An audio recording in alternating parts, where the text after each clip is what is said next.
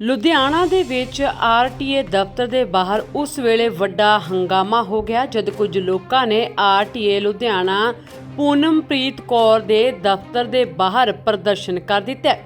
ਲੋਕਾਂ ਨੇ ਦੋਸ਼ ਲਗਾਇਆ ਕਿ ਉਹ ਪਿਛਲੇ ਕਾਫੀ ਸਮੇਂ ਤੋਂ ਆਪਣੇ ਕੰਮਾਂ ਦੇ ਲਈ ਆਰਟੀਏ ਦਫ਼ਤਰ ਦੇ ਚੱਕਰ ਲਗਾ ਰਹੇ ਨੇ ਅਤੇ ਉਹਨਾਂ ਦੇ ਕੰਮ ਨਹੀਂ ਹੋ ਰਹੇ।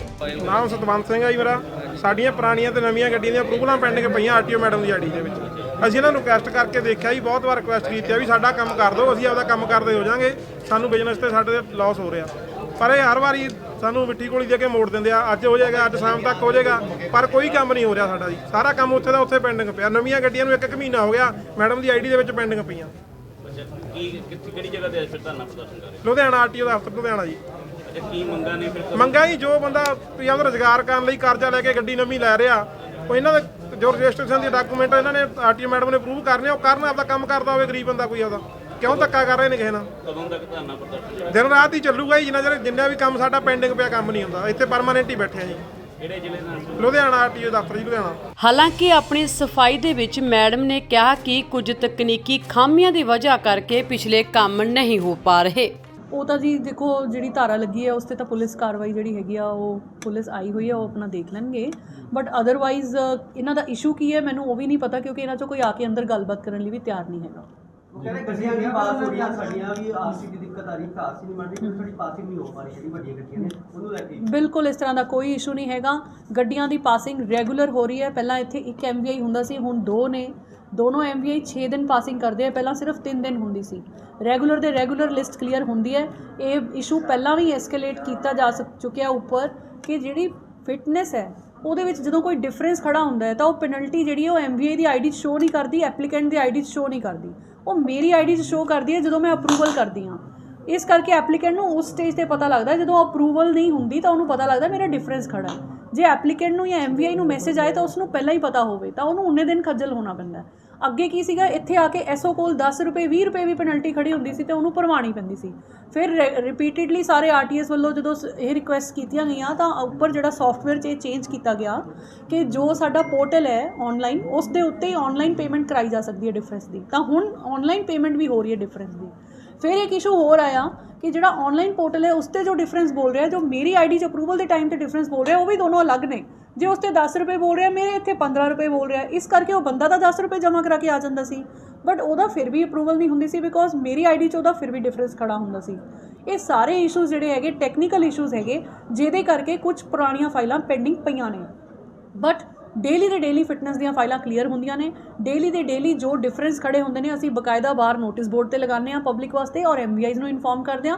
ਬਟ ਇਹਦਾ ਬੈਸਟ ਮੇਜਰ ਇਹੀ ਹੈ ਕਿ MVI ਦੀ ਆਈਡੀ ਦੇ ਵਿੱਚ ਡਿਫਰੈਂਸ ਬੋਲਣਾ ਚਾਹੀਦਾ ਹੈ ਔਰ ਐਪਲੀਕੈਂਟ ਦੇ ਫੋਨ ਦੇ ਉੱਤੇ ਮੈਸੇਜ ਆਉਣਾ ਚਾਹੀਦਾ ਕਿ ਉਹਦਾ ਇੰਨਾ ਡਿਫਰੈਂਸ ਖੜਾ ਹੈ, ਉਸ ਨੂੰ ਸਹੂਲਤ ਹੋਏਗੀ। ਅਦਰਵਾਈਜ਼ ਇਸ ਆਫਿਸ ਦੀ ਔਰ ਸਰਕਾਰ ਦੀ ਵੀ ਖਰਾਬ ਹੋ ਰਿਹਾ ਹੈ ਕਿ ਆਪਾਂ ਇੱਕ ਸੌਫਟਵੇਅਰ ਦੇ ਟੈਕਨੀਕਲ ਇਸ਼ੂ ਕਰਕੇ ਸਫਰ ਕਰ ਰਹੇ ਹਾਂ। ਮੈਂ ਵਜ੍ਹਾ ਕੀ ਸਮਝਦਾ ਅਕਸਰ ਆਰਟੀਏ ਦੇ ਖਿਲਾਫ ਹੀ ਮੈਂ ਧਰਨਾ ਪ੍ਰਦਰਸ਼ਨ ਪਹਿਲੇ ਵੀ, ਕਿਉਂਕਿ ਲਗਾਤਾਰ ਪ੍ਰਦਰਸ਼ਨ ਕੀਤੇ ਜਾ ਰਹੇ ਤੁਹਾਡੇ ਖਿਲਾਫ, ਲਗਾਤਾਰ ਇਹ ਵੀ ਕੀਤੀ ਜਾ ਰਹੀ ਕਿ ਤੁਹਾਨੂੰ ਚੇਂਜ ਕੀਤਾ ਜਾਵੇ, ਕੀ ਵਜ੍ਹਾ ਸਮਝਦੇ? ਉਹਦੀ ਵਜ੍ਹਾ ਇਹ ਹੈਗੀ ਹੈ ਕਿਉਂਕਿ ਮੈਂ ਡਾਇਰੈਕਟਲੀ ਪਬਲਿਕ ਦੇ ਕੰਮ ਕਰਦੀ ਹਾਂ। ਕੋਈ ਵੀ ਇਸ ਤਰ੍ਹਾਂ ਜੇ ਕੋਈ ਪਬਲਿਕ ਨੂੰ ਮਿਸਗਾਈਡ ਕਰਨ ਵਾਲਾ ਬੰਦਾ ਹੈ ਤਾਂ ਅਸੀਂ ਉਸ ਨੂੰ ਇੱਥੇ ਤਵੱਜੋ ਨਹੀਂ ਦਿੰਦੇ। ਦੂਸਰੀ ਗੱਲ ਇਹ ਹੈਗੀ ਕਿ ਪਬਲਿਕ ਨੂੰ ਵੀ ਬਾਹਰੋਂ ਮਿਸਗਾਈਡ ਕਰਕੇ ਭੇਜਿਆ ਜਾਂਦਾ ਹੈ।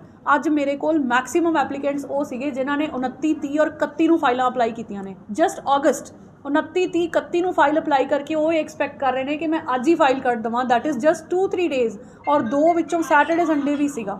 तो what I am saying is public ਨੂੰ ਇਹ गाइड करके भेजा जाता कि मैडम ਨੂੰ मिलो आज ही फाइल हो जाएगी, तो वो अप्लाई चाहे परसों ही की होवे।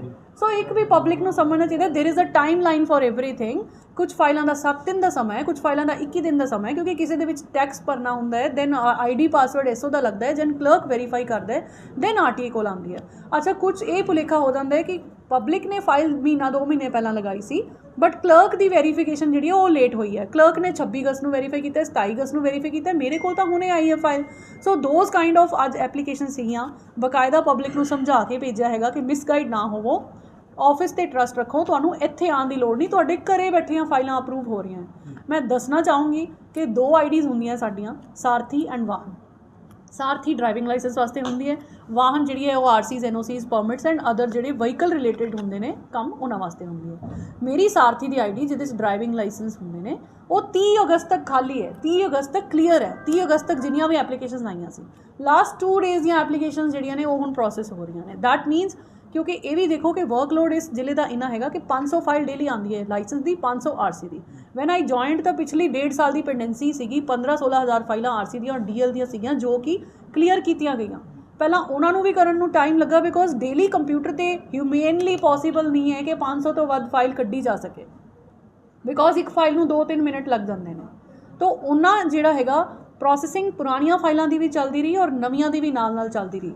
ਔਰ ਇਹ ਮਤਲਬ ਐਵਰੀਬਡੀ ਨੋਜ਼ ਕਿ ਆਈਡੀ ਦੀ ਰਿਪੋਰਟ ਤੱਕ ਕਿਤੇ ਵੀ ਕੱਢੀ ਜਾ ਸਕਦੀ ਆ, ਹੈੱਡ ਆਫਿਸ ਤੋਂ ਵੀ ਲਈ ਜਾ ਸਕਦੀ ਹੈ। So I can not say what is not truth. So 30 ਤਰੀਕ ਤੱਕ ਮੇਰੀ ਡੀਐਲ ਜਿਹੜੀ ਹੈ ਖਾਲੀ ਹੈ, 2 ਦਿਨ ਦੀ ਜਿਹੜੀ ਹੈਗੀ ਆ that I am doing. And RCs ਦੇ ਵਿੱਚੋਂ ਇਹਦੇ ਫਿਟਨੈਸ ਜਿਹੜੀ ਹੈ ਡੇਲੀ ਦੀ ਡੇਲੀ ਲਿਸਟ ਖਾਲੀ ਹੈ, ਟੈਕਸ ਜਿਹੜੀ ਹੈ ਨਿਲ ਹੈ, ਐਨਓਸੀ ਨਿਲ ਹੈ, ਪਰਮਿਟ ਨਿਲ ਹੈ, depending on how much work the clerks have done. ਉਸ ਤੋਂ ਬਾਅਦ ਜਿਹੜੀ ਨਿਊ ਆਰਸੀਜ਼ ਹੈ that will also be completed in 3-4 days. Within this week ਜਿਹੜੀ ਹੈਗੀ ਆ ਸਾਰੀ ਆਈਡੀ ਪੈਂਡੈਂਸੀ ਜਿਹੜੀ ਹੈਗੀ ਆ ਉਹ ਕਲੀਅਰ ਹੋ ਜਾਏਗੀ। ਇੱਕ ਪਾਸੇ ਪ੍ਰਦਰਸ਼ਨਕਾਰੀਆਂ ਦਾ ਇਲਜ਼ਾਮ ਹੈ ਕਿ ਉਹਨਾਂ ਨੂੰ ਖੱਜਲ ਖੁਆਰ ਹੋਣਾ ਪੈ ਰਿਹਾ, ਕੰਮ ਨਹੀਂ ਕੀਤੇ ਜਾ ਰਹੇ। ਦੂਜੇ ਪਾਸੇ ਮੈਡਮ ਦਾ ਕਹਿਣਾ ਹੈ ਤਕਨੀਕੀ ਕਾਰਨਾਂ ਕਰਕੇ ਕੰਮ ਰੁਕ ਰਹੇ ਨੇ। ਹਕੀਕਤ ਟੀਵੀ ਪੰਜਾਬੀ ਲਈ ਲੁਧਿਆਣਾ ਤੋਂ ਸੁਰਿੰਦਰ ਸੋਨੀ ਦੀ ਰਿਪੋਰਟ।